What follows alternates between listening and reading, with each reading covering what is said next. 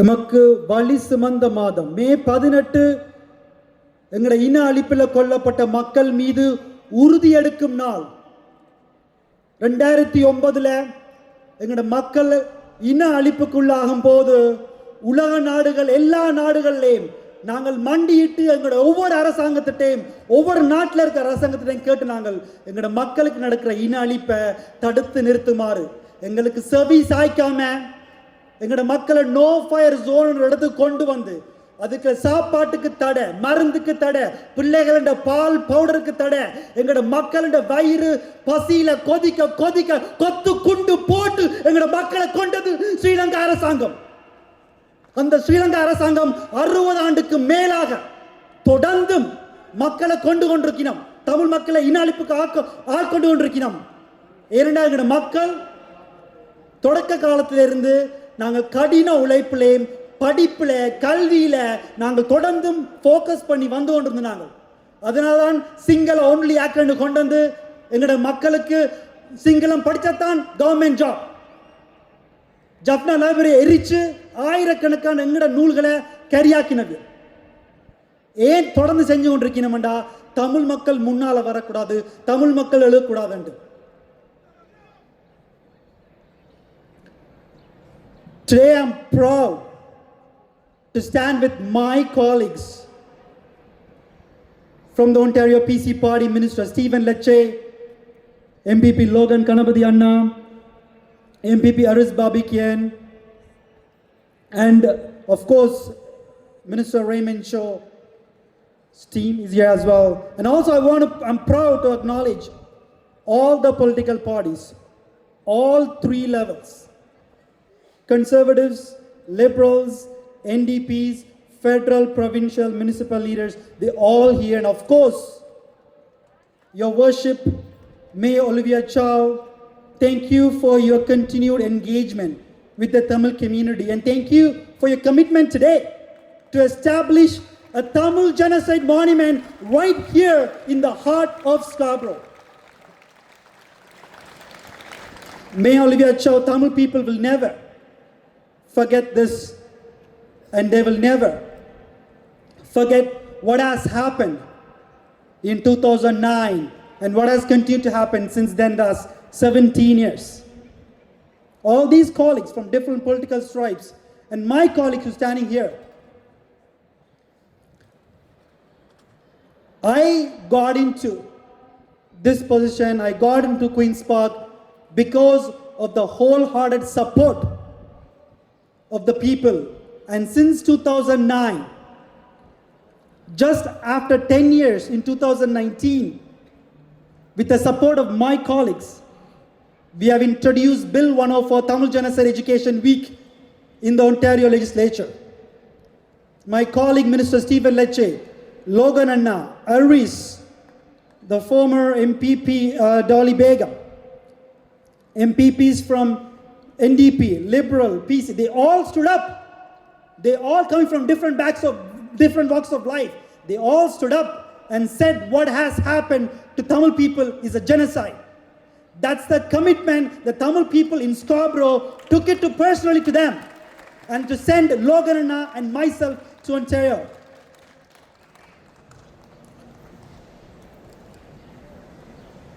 எங்கட தமிழ் மக்கள் நாங்கள் என்ன செய்யணும்டா எங்களுக்கான ஒரு அங்கீகாரம் தேவை. அது கனடாவில் மட்டுமில்லை, உலகத்தில் நீங்கள் எந்த மூலையில் வாழ்ந்தாலும் எங்களுக்கு அங்கீகாரம் தேவை. ஒரு எடுத்துக்காட்டு தமிழ் இன அழிப்பு அறிவுட்டல் வாரம் பில் 104. இன்னொரு எடுத்துக்காட்டு எப்படி யாழ்ப்பாண பல்கலைக்கழகங்களில் முள்ளிவாய்க்கால் நினைவகத்தை உடைச்சாங்களோ அதுக்கு பதிலடியா பிரம்டனில் மேயர் பேட்ரிக் பிரண்ட் ஆதரவோடு கட்டி முடிச்சதுதான் தமிழ் இன நினைவகம். அதுவும் ஒரு அங்கீகாரம் தான். அதே மாதிரி 2026 இந்த வருஷம் Australia சிட்னில they have built a new genocide monument in the heart of Sydney because of the success of the Tamil community in Australia. And today the mayor of Toronto, Olivia Chow, made her commitment to build another monument here in the city of Toronto. Folks, this recognition is important because that's a starting point for the healing of the Tamil people. The starting point to talk about the intergenerational trauma that's been going from generation to generation. Even a lot of young people here, they're all born here in Canada, but they still have the trauma through their parents. So these recognition matters, and these recognition hit home because every single family here, they not only lost one or two, they lost couple of families in each of the families here. And that's why every single recognition, whether it's a federal recognition of Tamil Genocide Remembrance Day or provincial recognition of Bill 104 or all the municipalities standing up to recognize Tamil genocide, this matters.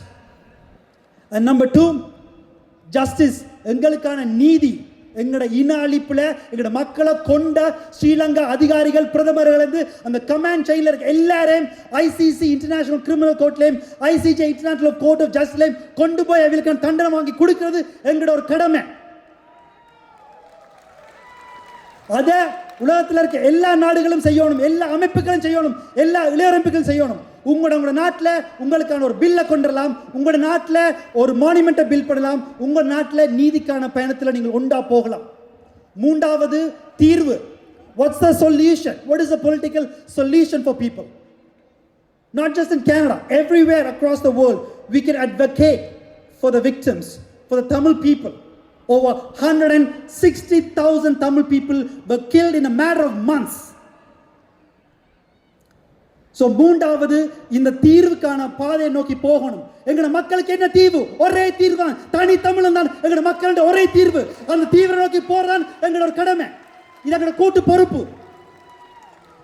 யார் இதை செய்ய போறான்னு கேட்டா, இந்த உலகத்துல எங்களுக்காக வேற எங்கேயோ இருந்து வந்து எங்களுக்காக ஒரு நீதியோ தீர்வையோ யாரும் எடுத்து கொடுக்க போற இல்ல. நாங்க தான் எங்கட காலில் நின்று நாங்க தான் எங்கட விடுதலையை பெற்றெடுக்கணும். ஈழத்தமிழராகிய நாங்கள் எப்பவுமே எங்களோட ஈழத்தமிழ் மக்களுக்கான குரலை கொடுத்து கொண்டே இருக்கணும். அந்த குரல் 1 வருஷம் 2 வருஷம் இல்ல, நாங்கள் வெளிநாட்டில் வாழும்போது ஒவ்வொரு வருஷமும் எங்களோட மக்களுக்கான குரலை அங்கே இருக்கிற நாடாளுமன்றம், அங்கே இருக்கிற சட்டசபையில கொடுக்கறதா எங்களோட கடமை. அது ஒரு அமைப்பா போகலாம், இல்லையோ ஒரு அமைப்பா போகலாம், இல்லாட்டி மக்களா ஒண்டா போகலாம். வேற்றின மக்களா இருக்கலாம், வேற்றின எம்பிபிஸா இருக்கலாம், எம்பிஸா இருக்கலாம், கவுன்சிலர் இருக்கலாம். நாங்க போய் அவங்களை கதைக்கணும்.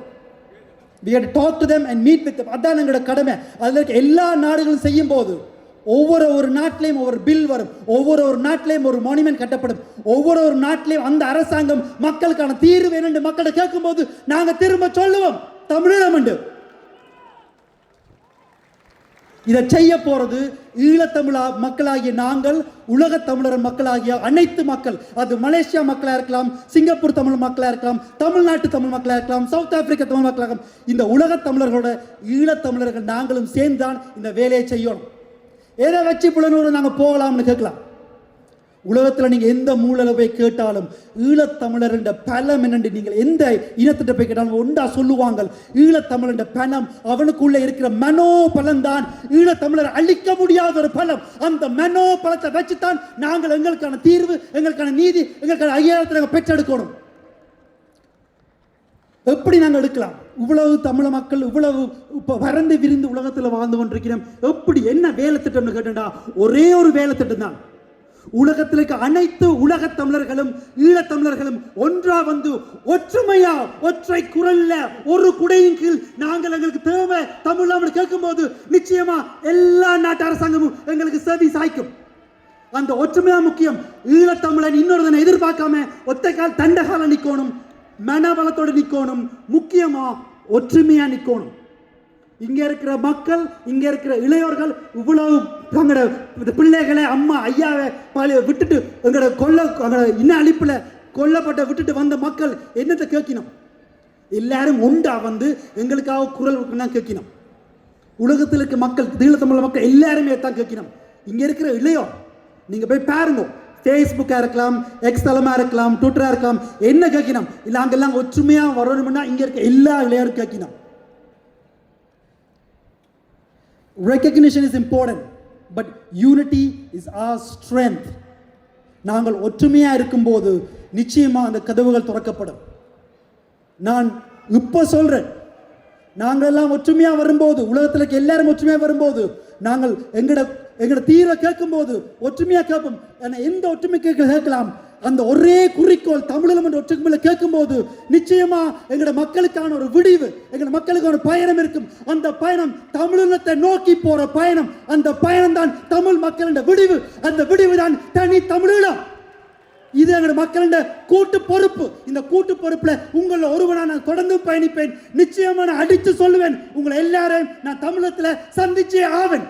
நன்றி.